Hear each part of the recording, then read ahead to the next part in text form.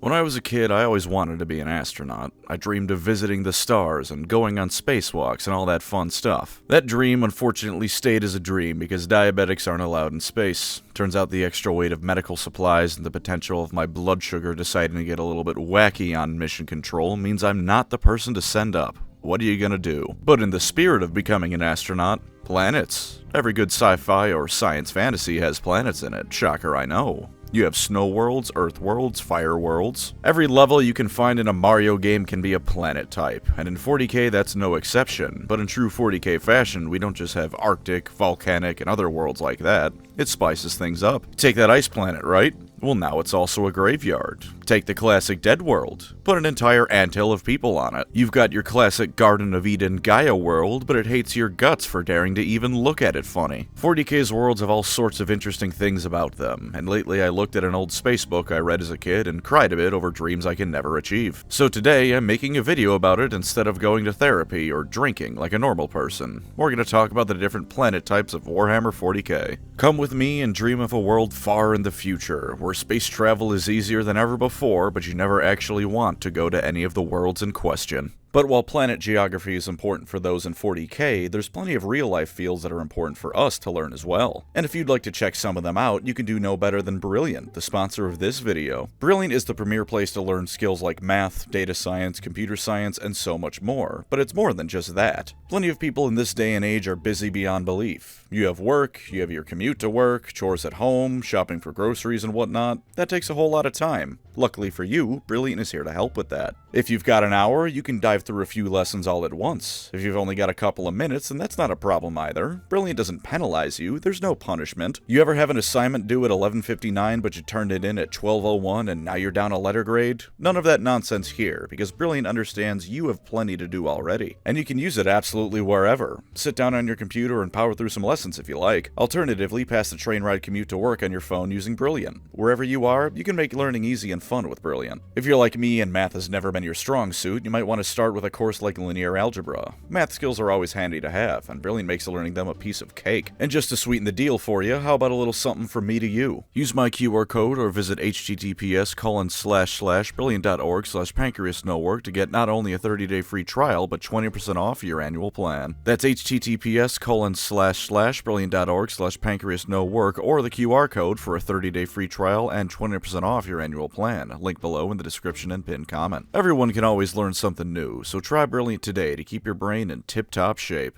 Now then, put on your spacesuit and get ready to be eaten by something on a death world. This video is exactly what you think it is, so let's start nice and simple with some Imperial worlds. The favorite child needs its spotlight first, after all. For an easy one to start with, we'll look at civilized worlds first. These are probably the most wide-ranging in what they look like aside from death worlds, because the rough way to look at them is to imagine them as more or less equal to modern-day Earth that we live in. Some of them might be a couple hundred years forward technologically, some a couple hundred years backwards, but if you were to show up on this planet, it'd be fairly familiar, all things considered. You'd have to get used to the jackboot on your neck that is Imperial rule, but keep your head down and things would probably be fine for you. These are the most common planet in the Imperium by number, and in themselves can be as varied as the actual Earth is. You can find a good amount of everything from farming to trade and residential areas to industry. Jack of all trades is a good way to look at them, either because they haven't developed into another world type yet, or because they never will for one reason or another. Consequently, they're also the least interesting world to talk about. You may have indeed noticed that this has been very boring so far. That's because civilized worlds are just inhabited worlds that are standard and plain and probably always order vanilla ice cream when they get a treat for themselves. They are the background filler planets that have to exist in theory. If you're actually reading about a story on a civilized world, then either the people on it are going to be leaving it, or it's about to get a whole lot less civil. For example, Calth was a civilized world. Decent place to live, had some shipyards but not nearly enough to classify it as a forge world, had a vast amount of agriculture but wasn't specialized enough to be an agri-world. Then the Wordbearers performed an act of self-defense all over the Ultramarines and killed 1/3 of the Blueberry Legion, with Calth itself getting the Reach treatment. It stopped being a civilized world for a while then on account of being turned into a marble. Or after 10,000 years of it kind of getting back on its feet when High Fleet Behemoth rolled through again, and uncivilized civilize things very quickly. So I guess the takeaway is that if you can live on an unnamed generic civilized world, things aren't too bad. If you lived on a named civilized world, you're gonna die in moments. Could allow for some fun contrast in an army or roleplay session though. Given that the technology level they have tends to vary drastically from planet to planet, you could have some 19th century British noblemen, a cyberpunk edgerunner, and just some guy named Jerry all hail from different worlds that are all classed as civilized worlds. Civilized worlds are all largely aware of the Imperium's existence as a galaxy-spanning empire and will have at least one spaceport somewhere. After that, the sky's the limit for what they're like. Moving on to only slightly more interesting of a world variety, we have agri-worlds, which are exactly what you think they are. Entirely devoted to agriculture, these worlds are charged with growing and exporting the food of entire systems worth of people. The whole thing is devoted in all ways to farming, within a bureaucracy and industry that does exist, themselves only existing to facilitate the production and export of food. Massive fields of wheat, millions of cattle grazing on a planet-wide field. If you can in any way classify it as food, there's probably an agri-world dedicated to it. The population of agri-worlds can vary wildly depending on the tech level of the world in question, but it's usually on the smaller end of things, ironically enough, for a world of food. Agri-worlds don't keep most of the food they grow, after all, and your average agri-world or peasant isn't even necessarily eating better than most Imperial citizens. They're eating more reliably, to be sure, if only because letting your farmers starve means there's no food, but this is also the Imperium, remember? With how shit the bureaucracy is, there are absolutely agri-worlders who barely eat enough food to survive and suffer through famines, because some pencil pusher or mechanicus magos has decided the food needs to go now, and damn the people growing it. Contrary to the image you absolutely have in your head, agri-worlds aren't all giant, scenic fields of wheat across the entire planet. You know, the vibe of a drive-through anywhere in the Midwest that isn't around Chicago or St. Louis. Consider that food is one of the most varied things we have in real life, and just how many varieties of it you can farm. Now consider that 40K is technically science fiction, and the Imperium has an entire galaxy's worth of new foods and whatnot to grow. Some agri-worlds might be almost entirely ocean, where the population lives on something equivalent to an oil platform, harvesting massive amounts of kelp and fish. Others might be agri-worlds only because it's the best classification for them, and the food comes from hunting massive herds of animals that never seem to thin. Alternatively, remember that 40K is dystopian as hell. You can have your massive field of wheat if you want, but the landscape is polluted beyond all belief by industrial fertilization, and only kept healthy enough to grow the minimum food needed. As long as it's all about food, an agri-world can be anything. Take, for example, the planet of Kaokon. It was more or less the ideal, perfect agricultural paradise you might first think of when agri-worlds are brought up. Unfortunately, the vast and varied bounty of foods they grow to export goes entirely to Mechanicus operations within its system, because it's 2.7% more efficient for the cogboys than if they grew their own tasteless food. Feel free to take a moment to consider that hive worlds regularly experience mass starvation if a single shipment of food from an agri-world is even a few days late.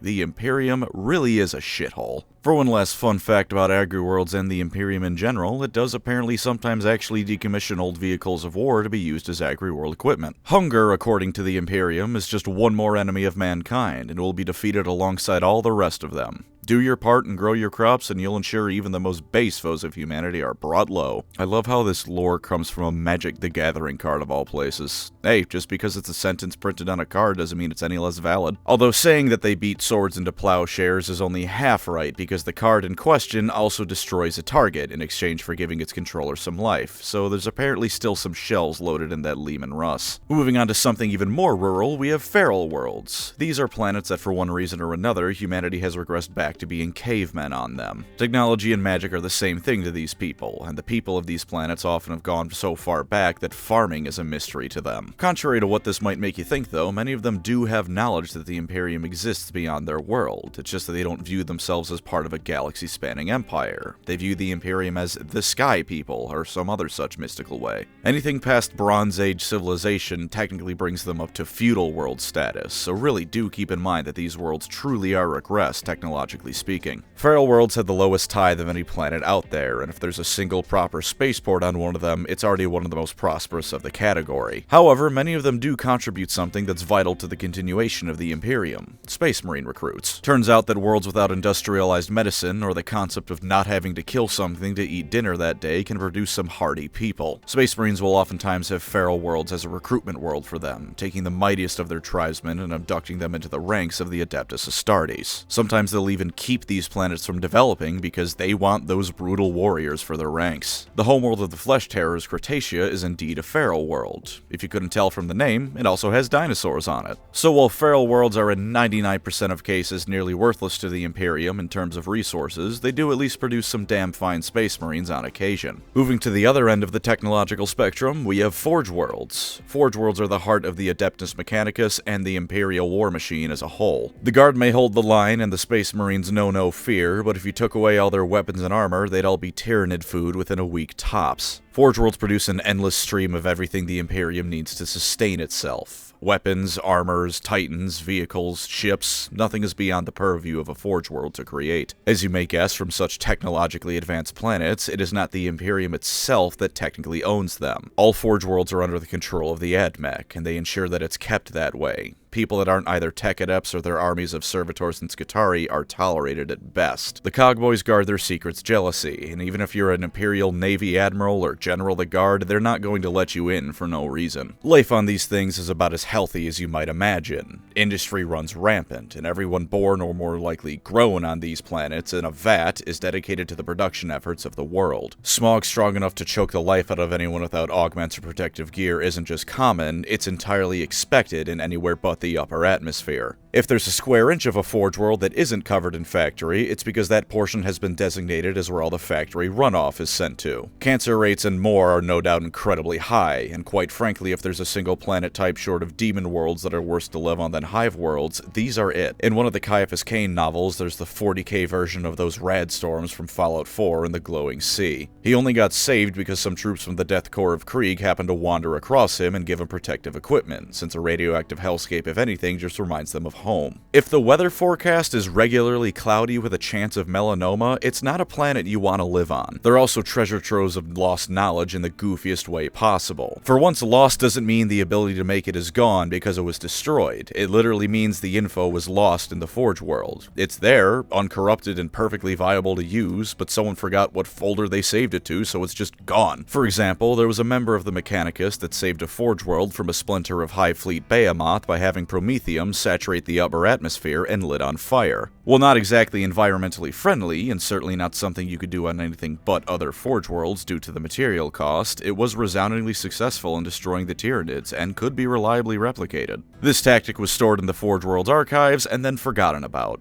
That's what forgotten knowledge on a Forge World looks like. If you could somehow get access to a Forge World's entire databank, you could likely revolutionize the Imperium from all the stuff that was literally, rather than figuratively, lost and forgotten to time in it. Something else to keep in mind is that not all Forge Worlds are made equal. For every Forge World that still can produce new titans, there's another one that's lost the ability, or forgotten how to outright. The way they guard their secrets from outsiders also often extends to other Mechanicus members as well, because the AdMech all belong on an episode of Hoarders. And as you can expect, a Forge World requires an unbelievable amount of resources being sent in to keep things running, so Forge Worlds that either can't mine it themselves or have things shipped in are in for rough times. They're also frequently the target of attack by the various enemies of the Imperium for a variety of reasons. Taking one out can cripple Imperial activities in the region, making them a target by foes like Chaos and the Eldar when they're feeling aggressive. Alternatively, taking one over means you get a whole lot of shiny new toys, and so once again Chaos will raid or seek to take them over for that reason. The second one also of course applies to the Orcs, because Grimskull wants his Titans, and so Grimskull will get his Titans. Forge Worlds can specialize in any number of fields. Mars, for instance, is all about stock products of any kind. That may sound boring, but remember that stock is another way to say standard, as in standard template construct. Forge World Ryza makes great plasma weapons, perfect to melt the enemy and you, and even Jupiter is technically a Forge World. There's so many shipyards and dry docks in space that it counts as one, and it's sure enough the chief producer of warships in the Imperium. And in spite of all the problems they frequently face, even at the most inefficient level, Forge Worlds make enough armaments and more to supply entire systems for centuries. Each of them is home to treasure troves of archaeotech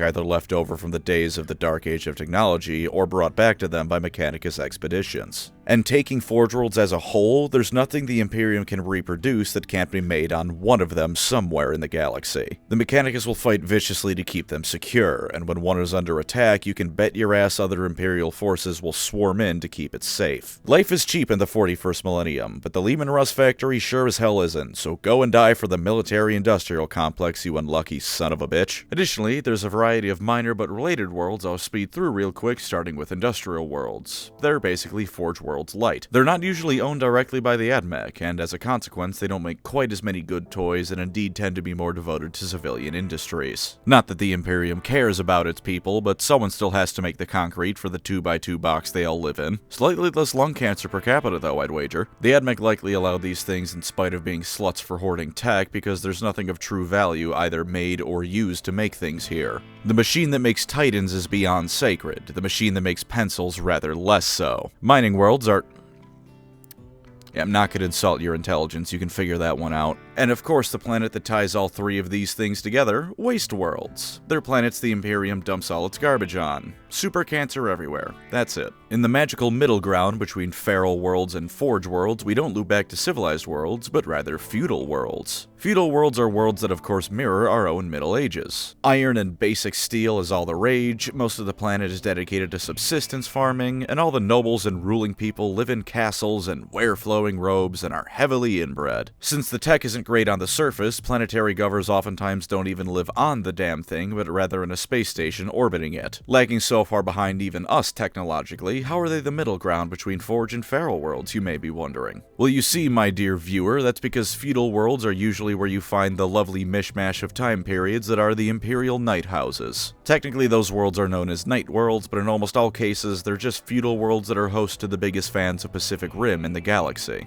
Night worlds have the same feudal nobility the rest of the standard ones have, but now those same nobles who think washing your hands disturbs the four humors will hop into a futuristic mecha to go fight alien bugs with. Feudal worlds are in essence 12th century European history cranked to 11, or at least the popular image of it cranked to 11. And giant mechs, of course. Aside from the occasional giant robot, feudal worlds are noted as being both a good source of food and Astartes recruits. For food, since most everyone that isn't a noble is a farmer, it means that their tithes are often sent to feeding a local forge world. This is particularly common with night worlds, many of which are directly vassalized to a neighboring forge world, and even if not, they'll likely supply a nearby one with food. For the Astartes recruits, it's for a similar reason that feral worlds are often space marine recruiting planets. Sure, they're not as savage and brutal a warrior as the guy who had to hunt a T-Rex for dinner, but they do replace that with chivalry and warrior codes of conduct to make a different kind of guy you might want to pump full of gene seed. And just throwing some out there, I think feudal is more the general term given than a complete accurate descriptor for all of these planets. With some kit bashing and creativity, you could absolutely create an army of Imperial Knights that are actually Imperial Samurai. I mean, come on now, you're telling me in the entirety of humanity's history in 40k there was never some dude who demanded all their mechs be patterned off of Japan because they're a huge weeb? Fun fact for you, feudal worlds are apparently quite stable.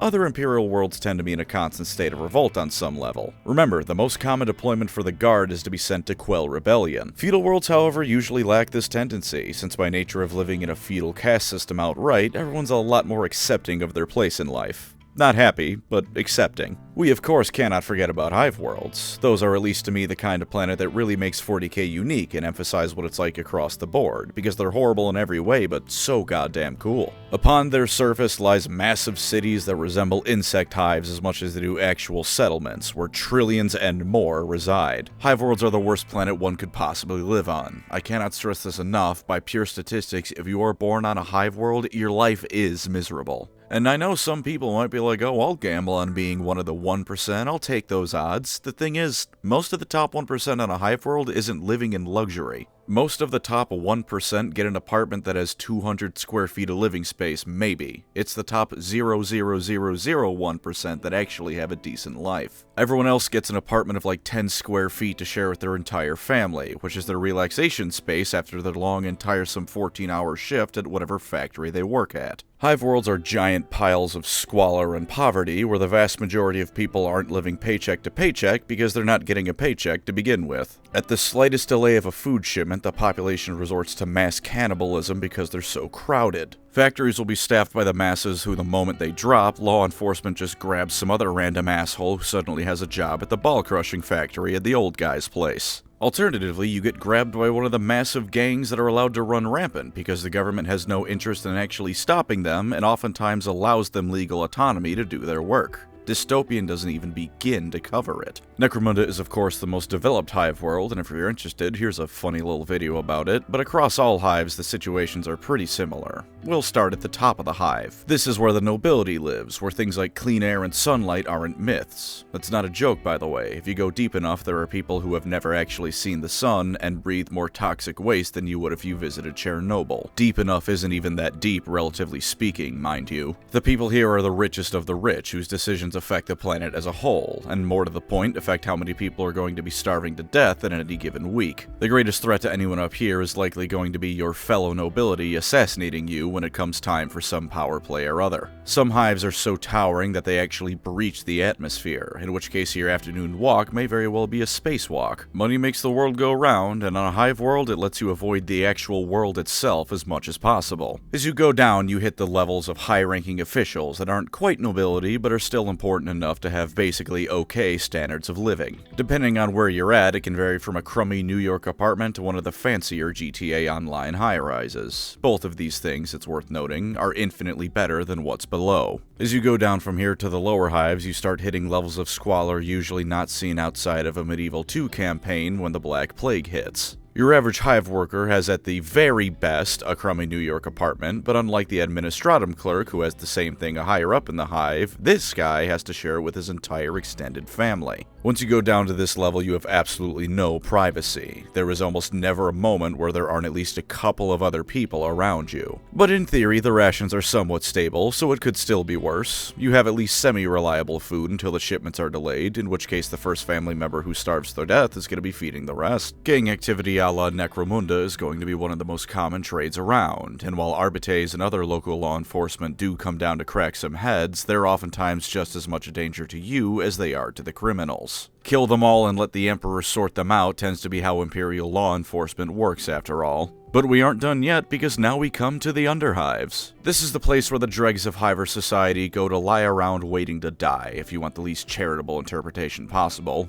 Also, the most honest one. To go through all the positives first, there's not really any law enforcement to shoot you alongside the gang members here, so police brutality isn't a thing. This is because they rarely bother going this far down. Nothing down here is good. You don't have recycled air and water, you have recycled food, air, and water. Mutants and Xenos are everywhere, either outright malicious ones corrupted by chaos, or just unlucky folks who caught a bit too much radiation in the factory and now they gotta go down to the hell level. Frequently there's low-level gene stealer cult infestations, except given how populated these worlds are, low level can mean millions of the buggers. They're kept in check by the chaos cults that are also always down here, and the plain old normally insane folk that beat them up for scraps of food. A quick side tangent that's related here, hivequakes are a common thing in all levels that are dealt with differently based on where you're at. It's where part of the hives just collapse after thousands of years of poor maintenance and holding up a planet's worth of people and other buildings. The upper hives either have some sort of protection, or are just on top of so many other buildings that when the lower ones start falling, it doesn't even matter. The middle hives can usually get some sort of maintenance, and the lower-ish ones as well, but the solution to those is oftentimes just hoping you aren't in the area that's collapsing. In the underhives, the solution is just die. By the time the hivequake has hit you, it's probably cascaded a couple other buildings down with it to smack into you. Now the question I feel is most pertinent is why the hell does the Imperium bother with these planets anyways? The answer is twofold: production and recruitment. Hive worlds are second only to Forge worlds in how much they produce. Necromunda, for instance, makes a large amount of lasguns, and thanks to the great houses running it, they're of surprisingly high quality. By sheer volume of how many people are working in factories out them, the planets produce an incredible amount of goods to ship out to the rest of the Imperium. And for recruits, it's not even just the Guard that benefits. To be sure, the Guard loves hive worlds as far as recruitment goes, because not only are there a lot of people on them, but the conditions are so shit that hive worlders will happily join the Guard to escape the planet they're from. But Space Marines love them too, because if you can survive in the lower levels or under hives, you're going to be at least a halfway decent Space Marine if given the chance. Necromunda Macleod itself is an Imperial Fist recruiting world. Hive worlds are so miserable to live on that Space Marines consider them great sources to find good warriors. And to finish us off here, there's the Hive Waste and the surrounding areas. This is where the runoff goes, which means it's somehow even more polluted and disgusting than the Underhive. In the areas outside of that, between two hive cities though, I would actually argue it's probably better off than the Underhives because it's just fallout out there.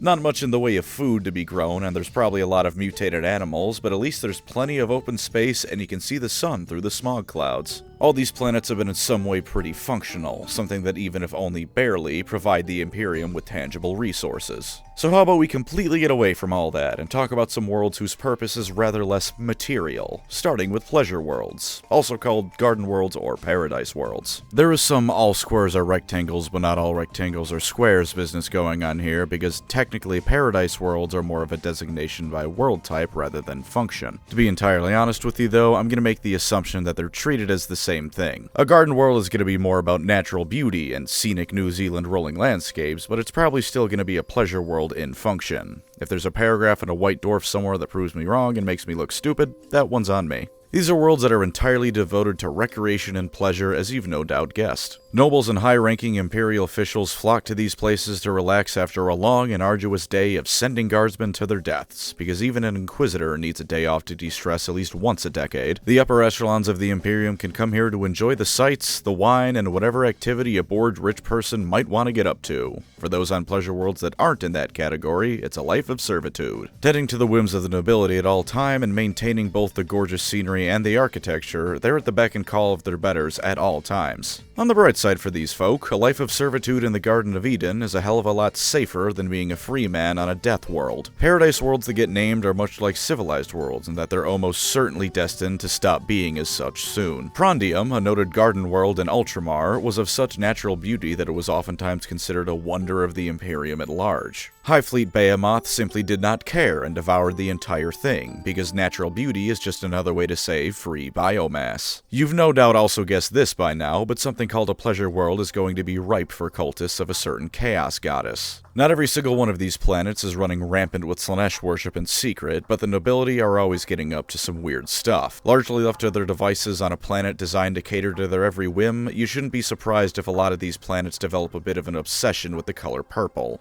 or spicing up their meals with human blood. Coming close to the end are shrine worlds. These are worlds where the influence of the ecclesiarchy is most strongly felt, and frequently are directly controlled by it. Shrine worlds are centers where the Imperial faith is dominant in every aspect of life. While every Imperial gives Big E his due praise, shrine worlds are all about that praise. Every building is a church in addition to anything else. Every dedicated church is a full-blown cathedral, and what a shrine world considers to be a cathedral is the size of a small city and probably shines gold so brightly you can see it from orbit. Pilgrims will flock to them from across the Imperium, hoping to get even the barest of glimpses of such sacred grounds. Corruption also runs rampant in these places, but for once it's not usually chaos corruption. Quite frankly, with how saturated in the Imperial cult these things are, anything short of a dedicated demon invasion or chaos-based Marine warband probably just melts in the planet's presence. No, this is more the mundane sort of corruption. A pilgrim visits the planet, basks in the majesty of it, and some dude in a trench coat calls him over and offers to sell him some totally legit artifacts of some Imperial saint or other. And of course, Imperial priests getting generous donations given to them for the church to buy another private space yacht with. Which again, I guess to their credit, it's still better than some stuff actual churches have gotten up to in real life, because I don't think there's been much mention of ecclesiarchal priests asking little Timmy the altar boy to stay behind after mass. They can also be surprisingly violent. Something a lot of people forget, because the lore is expanded upon once a decade, is that the Imperial cult is incredibly diverse. Some human planets view the Emperor as an Odin or Zeus-like figure, others as a more abstract force guiding humanity. Some have rituals of self-mutilation to honor his own pain that he goes through, others viewing that as a sin against the Emperor's work because he made your body and now you're scarring it all up. All these different interpretations of the Imperial faith going to the same shrine world is a recipe for some real wild and wacky religious violence. Naturally, aside from the ecclesiarchy using them as centers of the more bureaucratic side of the organization, they're also frequently home to congregations of the Sisters of Battle.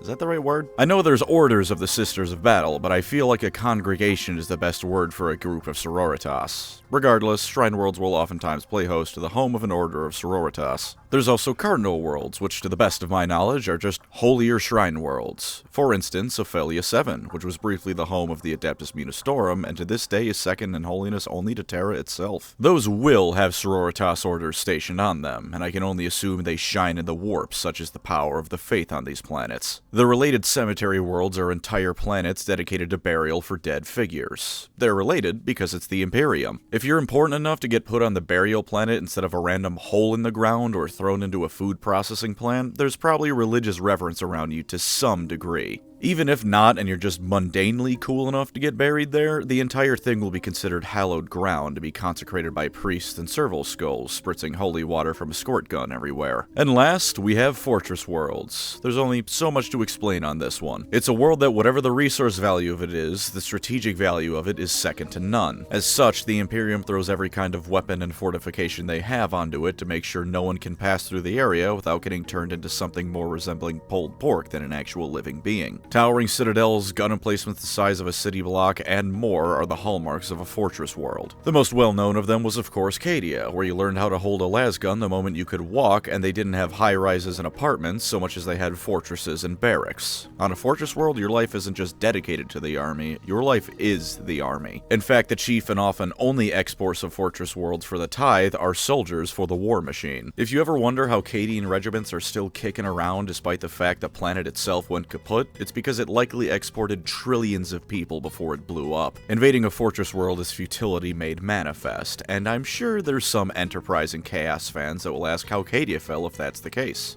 And to be entirely fair, I am me. I will make fun of the Imperium all day long and Cadia for falling, for such is the sense of superiority and disdain being an Eldar fan has given me. But that said, fortress worlds fall because the enemy throws a perhaps literally insane amount of forces at them, given that it's often chaos attacking these things, or the orcs for the difference it makes for their sanity. They're going to be filled with every kind of bunker you can think of, from small hole in the ground to the Maginot Line, and plenty of areas that look secure but in practice are anything but. You might wonder why they don't just blow up the planet from orbit, and sure, that's the easier option, but not the easy option. Let's just make the first assumption that the planet doesn't have some kind of void shield protecting at least a few key fortifications, because if it does, then you're immediately left having to invade it anyways to knock them out. Odds are decent the very crust of the planet is crisscrossed with all sorts of underground tunnels, bunkers, and more to keep the defenders alive. Bombardment's a good start, but you're still gonna have to get your hands dirty sooner or later. Cyclonic torpedoes can take care of things handily, but fortresses like this are usually built in places where you want to keep them around. Anyone invading for one reason or another would probably like to hold the fortress world themselves, and you can't do that if you crack the planet. And this entire time, we've been assuming that the Imperium doesn't have formidable spaceborne assets to keep you at bay with as well, which it probably does around something called a fortress world. Orbital batteries and entire fleets constantly circle these things, so any invasion is a multi-staged affair that even if you succeed will obliterate your resources and leave you weakened beyond belief. Cadia didn't fall because it was easy to take. Cadia fell because it was right outside the main way trader forces leave the warp, and Abaddon crashed not only near every soldier he had access to, but also an ancient magical space elf fortress into the thing.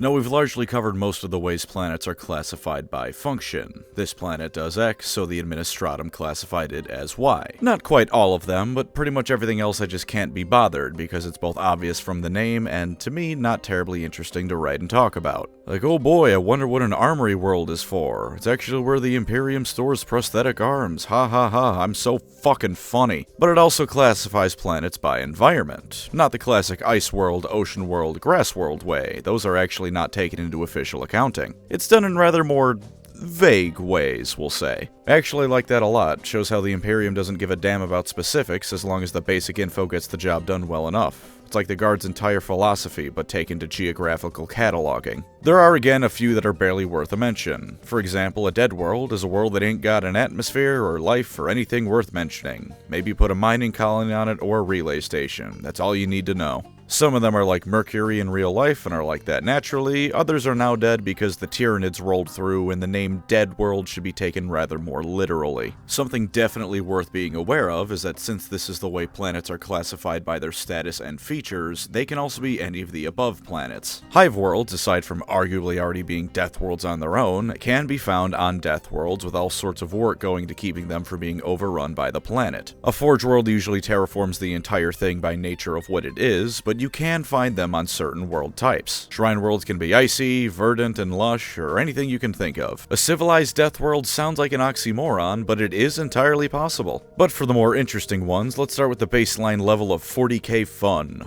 War worlds. These are worlds that sure enough are constantly in a state of war, even more so than everything in 40k already is. Cadia was one, Armageddon still is one, and Vigilus now is a war world after it became the premier way to cross the Great Rift. Aside from constant conflict, no two war worlds are the same. Some are war worlds because there's nothing but orcs, some with nothing but Tyranids, some are multi-way brawls between factions. Even between the same factions it can be different. Maybe the orcs on one war world are snakebites, the ones on the next war world Goths. On one it's a 50-50 stalemate, on another there's only a few struggling bastions of guardsmen fending off a sea of green. From there, we have quarantine worlds. These are worlds that for whatever reason have been declared off limits to anyone going to visit, bar an Inquisitor. And even they'll probably steer clear, because anything dangerous enough for the Imperium to stay away from is probably something you really don't want to touch. It could be rampant chaos corruption, it could be a gene stealer infestation that got so bad that they're just abandoning the world until the high fleets come to claim it. It could even be a tomb world, since if the Imperium is aware a world is a tomb world, they're gonna steer clear of it. Sometimes it's just background scary things, like how there's a dozen Xenos factions with about a single paragraph of lore that says they're very scary and threatening, but we don't ever hear about them. If there's some alien ruins that no one understands, even if the world is ripe with resources, it may well be declared a quarantined world. Stay away from the heretical artifacts, citizen. Go back to your hive city suffering. And sometimes a quarantine world is just made that way because a plague is broken out. This being 40k, flip a coin on whether it's just a plague or a Nurgle plague. And finally, for what I'll cover, death worlds. You know about them. Death worlds aren't dead worlds, they aren't necessarily a barren wasteland, they can be full of life, just look at Catacan. The thing is, the world hates you. It does not want you on it. It's not hospitable to human life. If you're caught lacking, if you do not have all the best preparation possible, you're gonna die. And even then, you're still likely to die, it's just not as guaranteed anymore. Death worlds as a summary, like what this video has been, are quick to talk about, but more so than anything else on this list, they can be anything you imagine. Fenris, in addition to being a Space Marine homeworld, is also a death world. The continents move and sink, the animals on the planet include things like krakens and wolves that are the size of tanks, and the temperature is considered warm when it reaches 0 degrees. 0 degrees Fahrenheit, by the way, for those of you who use the wrong measuring system when it comes to temperature as human beings feel it. Nocturne is also a death world, since there's a whole lot of active volcanoes on it, and it's real hot. Imagine something near completely hostile to human life, and you got a death world. Let's get away from the Imperium. Xenos, of course, are more standardized in the worlds they have, both due to boring reasons of the setting being so Imperium-focused, but also for actually logical reasons. For example, let's start with tomb worlds. Tomb worlds, of course, are the planets where the Necrons retreated to hibernate for a short 65 million year nap. As a reminder, they did this to hide from the Eldar, who are at the apex of their power. Kiss my ass, Necron fans, after the Wraithbone lore changes, I need a win, let me have this. On tomb worlds lie millions, if not more, Necrons, waiting to be awoken as per the Silent King's final command. Some of them are still pristine, the world kept in good condition by the Canoptics going about keeping things maintained, and the central computer making sure everything stays in order. Most, however, have sustained some levels of damage, since 65 million years is a long time even for the Necrons. It tends to be relatively minor, such as some systems taking longer to activate, but oftentimes massive failures will be sustained, such as entire legions of Necrons not being able to wake up. This comes from both the regular old passage of time as well as more spectacular events like solar flares, one of which took out a dynasty, which Orican then tried to use as evidence against Trazen in a trial. Then they asked him why the guy who could see the future didn't do anything to stop the solar flare from destroying the dynasty to begin with, and he had to quickly rewind time to avoid being executed himself.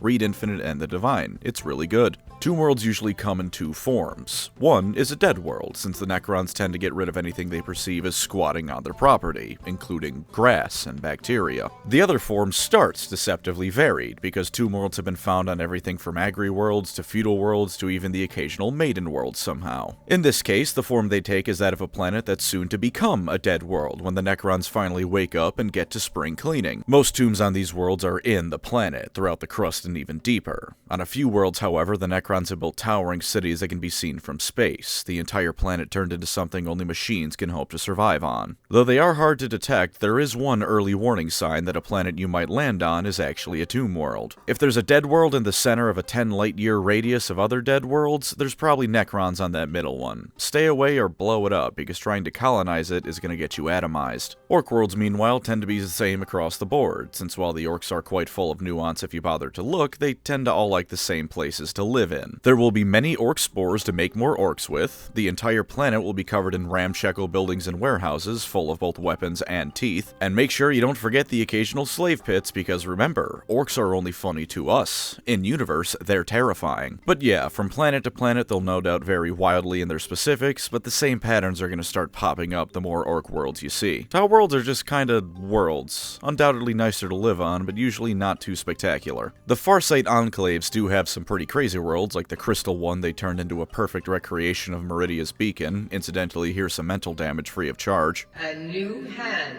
touches the beacon. But that kind of thing isn't really a world type, so much as his engineers getting bored and wanting to show off. Tau worlds will be pretty chill across the board, since they're all about wanting people to not have to live in the worst conditions ever. Plus, many of the worlds they own are former Imperial worlds, so whenever they take over that type of planet, it's now a type of planet they own. They take over an industrial world, there's now a Tau industrial world. I guess you could talk about how there's re-education camps on Tau worlds, but that's neither a planetary feature nor something unique to the Tau. Or if it is unique to the Tau, it's because the Imperium just kills people. But to get out of the realm of boring and stable planets, demon worlds. When a world is overtaken by the warp, it often still remains a somewhat stable world, at least in the sense that it doesn't fall apart. The climate, land masses, environment, and everything else is random and brutal. Depending on the planet and of course the Chaos God with the most influence, they can be covered in blood, crystal spires of madness, rotting pustules, or an endless forest of Moby Huges. Similar to Orc worlds, the specifics will differ, but from Chaos God to Chaos God, the broad strokes will start repeating themselves as you look at more of them, assuming you don't go insane.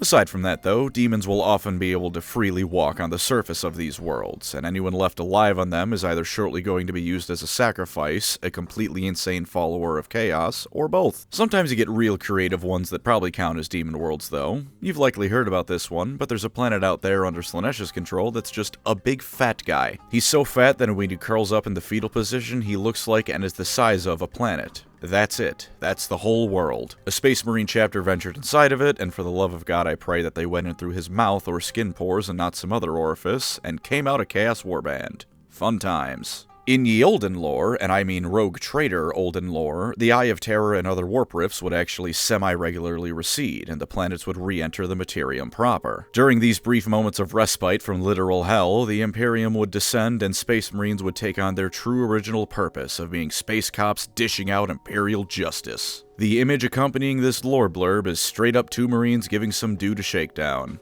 I miss the beaky cops, and I wasn't even alive for their time. Bring back the Space Police. Come on, it was fun. Space Marines don't have to be all melodrama. We can have fun. Bring them back. And to end, Eldar worlds, which they actually have 3 types of. We're ignoring Kamara for this. That isn't a planet. It's a problem. The first one is, of course, craft worlds. Craft worlds I'm counting as full worlds because they're already the size of continents on the outside, and on the inside, they're bigger and likely the size of true planets, TARDIS style. Craft worlds are the home of the craft world Eldar. Sorry to just throw a spoiler at you like that with no warning. They contain as many relics of the pre-fall Eldar as the people on them could possibly load onto the ships before things went south. Because of this, they went from backwater groups of nomadic cargo haulers to the last bastions of what the Eldar once were at their height. These are the only places the Eldar can conceivably hope to outnumber an enemy. Sure, there's lore of a Lighthawk being defeated fairly easily, and the Mechanicus just waltzing into the craft world specializing in Titans to steal the Eldar's shit, but there's also lore of Abaddon almost being killed by Eldrad when he invaded Ulthwé, and Baal Tan beating back 3 sector fleets and 10 Space Marine chapters all at once. The outsides of craft worlds are fitted with absolutely titanic weapons to tear into any invading enemies, and within their halls, the Eldar have the ultimate home field advantage. The world's architecture is entirely dependent on whoever built it. Infinity circuits will run through each of them, but beyond that, anything's game. Floating islands give the Wild Riders of Saim-Han all the space in the world to joust and have crazy fun, while Iandan's massive halls and shrines to the gods are tempered by the silence of the grave permeating the entire craft world. A full video on them will likely be coming eventually, but for the sake of brevity, brevity in this video that was intended to be more summary than anything else, we'll leave it at that. A planet-sized spaceship full of a whole lot of elves who likely don't want you walking around their house. Trespass at your peril. The second planet type is Maiden Worlds. Maiden Worlds were once barren planets seeded with terraforming technology millions of years ago by the ancient Eldar. This is fancy elf terraforming technology, however, and so while it took millions of years for these to properly grow into worlds, what resulted was a planet rich in every resource imaginable and filled with the most beautiful flora and fauna the galaxy had ever seen. Delicious fruit could be plucked from every tree, the animals were all from Disney movies that would come around you and sing merry songs. It was paradise. When the fall of the Eldar came, the group of Eldar that would become known as Exodites went on an exodus to escape the effects of Slanesh's birth. They landed on the Maiden Worlds, which if you want to be particular about things, those would then become Exodite Worlds, but there's not really a difference between the two of them. Exodite Worlds have a more active spirit in all of them that acts as an infinity circuit, and they have Exodites on them. That's it. As an unintended side effect of them being so lush and wonderful to live on, non-Eldar races also like to live on them. The exact stance the Eldar take on this varies from craft world to craft world. Any inhabited Exodite world proper is going to have the Eldar throwing everything they have at people trying to invade it, but Maiden Worlds might be allowed to have non-Eldar habitation on them by certain craft worlds. At least it's allowed in the sense that Iyanden isn't going to go picking fights with random colonists, while Chaos Raiders and Tyranids are killing 4/5 of them every 5 minutes. Bieltan is absolutely going to flip shit if they catch you doing that though, so your mileage will vary. And finally, to wrap us off, Crone Worlds. Crone Worlds are the former homeworlds of the Eldar Empire. Where once the civilization that ruled the galaxy uncontested for millions of years had its heart, now they're no more than playgrounds for the Chaos Gods and their followers. Chaos Space Marines and demons alike make their homes here. The treasures of the lost Eldar Empire remain waiting for someone to claim them. Now usually the Eldar stay away from anything warpy, as they rightfully don't want to get insta-grabbed by Slaanesh. Warp spiders notwithstanding, but they're pretty insane. However, their ultimate fate relies on visiting their former homeworlds on a semi-regular basis. This is because the Crone Worlds, aside from having quite the arsenal of nifty toys to take, are the only source of spirit stones. Without constant expeditions headed by Wraithanites to their former homeworlds, the Eldar would have no way to save their souls from Slaanesh upon their death. Consequently, the Eldar must always dive headfirst in the most hostile environment ever conceived, made doubly so for themselves because of their ancestors' quite literally damning mistakes. As an aside, there's a short story called What It's Like, written by Aaron Dembski-Bowden on a Bolter and Chamesword forum, that talks about what it's like as a Chaos Space Marine in the Eye of Terror. The constant threats from both outside and within your warband that constantly endanger your life and affect your every decision. And one line, just one line, mentions how in the remnants of the Eldar Empire the Marines now call home, that sometimes warbands will be slain by the ghost gods of the former Eldar Empire. This was just a forum post and something that I'm sure GW would consider to be absolutely non-canon, but I choose to take it to heart. So don't worry, the few Eldar fans out there, though our gods are dead, even in death they continue to guide and protect the Eldar in what little way they can. And those are the planet types of Warhammer 40k. Mostly. Some missing, but like I said, if you need me to explain what an armory world is, you need English class more than you need lore videos. If you'd like another video on this topic, go to Lore Crimes. Look, it's right there. Go check it out. Come on, I'm on it. 3 other really cool people are on it. Go look. Thank you as always to my wonderful channel members. You are the upper hivers to my hive world, the ones that stick above this squalid mess we call YouTube. If you'd like to support the channel, feel free to subscribe or become a member. Either way, thank you for watching and take care out there.